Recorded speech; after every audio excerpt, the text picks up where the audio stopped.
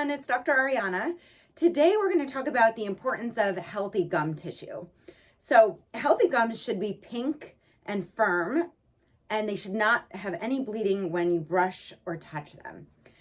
What happens in the case when someone has gum disease is plaque from food is left on the teeth for too long. It's not brushed off or removed, and within the plaque there's bacteria, and that starts irritating the gum tissue, which then causes it to become inflamed, and it becomes swollen, red, and often painful upon touch. This type of gum disease is called gingivitis, and don't worry because it's reversible as long as you keep up good oral hygiene to get it back in its healthy shape. So the best way to do that is to make sure you're brushing 2 times a day, so morning and night, as well as flossing at least once a day.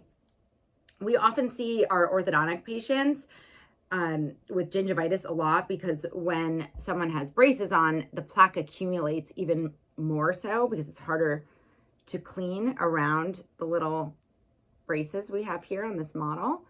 And that irritates the gums a lot. And we see a lot of bleeding gums, irritation, swelling.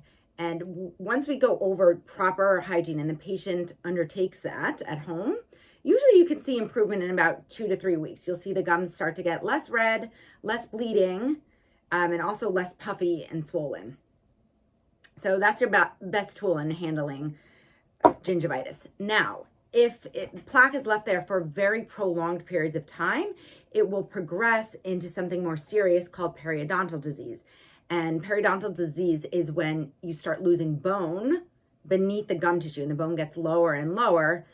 And if it gets to a point where it's very severe, you'll lose the stability around the teeth and the teeth will become loose. So you want to stop it in the early phase when it's still under the classification of gingivitis.